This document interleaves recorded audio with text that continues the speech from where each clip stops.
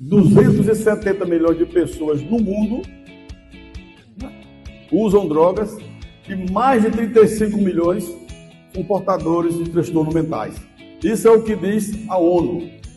Segundo a Organização Mundial de Saúde, a OIT, diz que 10% do PIB de qualquer organização, né, são consumidos pelos estragos causados pelo consumo de substâncias em hospitais, acidentes de trânsito e o ambiente de trabalho. Só uma venda aí. Mais um isso. Segundo o levantamento nacional de álcool e drogas, Renado, no Brasil, aproximadamente 3,5 milhões de importadores de dependência química. Hoje, esse número atualizado é mais do que 3 milhões e meio, já está em 4 milhões e meio. Há indícios de que esse número é bem maior do que isso. Mas são esses 3,5 milhões, ou vamos dizer, os 4,5 milhões, que as pessoas às vezes pensam que estão debaixo do viaduto, debaixo da ponte. 70% ou 80% desse pessoal estão nessa empresa trabalhando. É isso que eu quero que você fique bem claro na mente de vocês. Agora, uma informação que eu acho importante. O ex-presidente da ABAD, que é a Associação Brasileira de Estudos de Álcool e Drogas, tem um trabalho que ele fez. Ele é médico do trabalho, coordenador do programa lá da Petrobras. Ele tem uma apresentação que é muito importante para que eu quero deixar aqui na cabeça de vocês. Veja bem. Aqui. Segundo o Joaquim, 10% das pessoas numa empresa são portadores de dependência química. Vê mais. De 18% a 20% são pessoas que estão trabalhando, mas não são portadores, eles estão na faixa do abuso da substância psicoativa.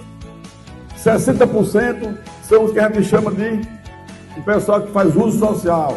O cara que todo mundo diz que bebe, só bebe socialmente e está naquele grupo, 60%.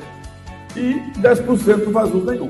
Quer dizer, as empresas, em todas as empresas do Brasil, pequena, média ou grande, tem 10% de pessoas que estão lá trabalhando que são portadores de uma dependência. Drogas lícitas ou drogas ilícitas. E as empresas, na sua grande maioria, ainda não estão vendo com bons olhos essa coisa, porque traz consequência.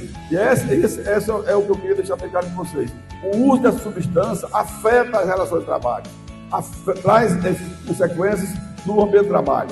Então, você tem, vê, 60% de serviço que faz uso social, se a empresa não der uma educação de prevenção, ela tem uma tendência de ir para o abuso. Se essa faixa de trabalhadores, de servidores, colaboradores, que estão na condição de abuso das substâncias, se também não tiver um trabalho de prevenção, de educação, eles têm muita chance de ir para a condição de dependência. E isso traz consequências para o Brasil, o Estado brasileiro, como também para as empresas.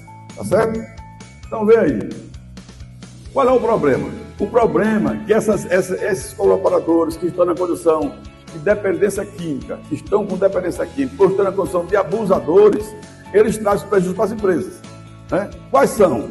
Qual é o problema? É que as empresas normalmente não olham isso como devia olhar, porque o preconceito ainda um tema muito estigmatizado e isso tem que mudar.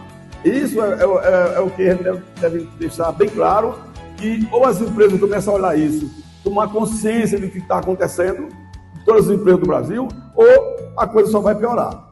Então aqui, quais são as consequências de que faz uso das substâncias que estão na condição de dependência? Aumento do absenteísmo, falta de concentração, diminuição da produtividade, aumento do risco de acidente de trabalho, atrasos frequentes, aposentadoria precoce, doenças crônicas e degenerativas, depressão ou distúrbio da conduta, violência com colegas, problemas familiares com cônjuge, e aí por aí vai. Ia deixar bem claro, a pior droga, a droga que mais contribui para isso é o álcool. A pessoa que passa fim de semana bebendo, abusando e bebendo muito, ele segunda-feira certamente não vai chegar em condição de trabalho quando não falta. Então é isso que eu queria deixar bem claro aqui. As consequências da dependência química é muito forte. Tem empresa perdendo bons trabalhos. Eu fui consultor, eu tinha 300 funcionários, quase funcionários, e perdi bons funcionários que demiti. Eu não tinha consciência que eu tenho hoje, que eu podia ajudar ele a sair disso. é de bons mestres, bons pedreiros, porque ninguém aguenta uma pessoa que segunda-feira vai trabalhar, atrasar no serviço, terra problema com o colega, o dinheiro que ele ganha nunca dá para pagar a conta, o cara trabalha a semana toda, não, chega em casa sem dinheiro, cria para um familiar. Então, essa coisa da época, eu não tinha essa consciência.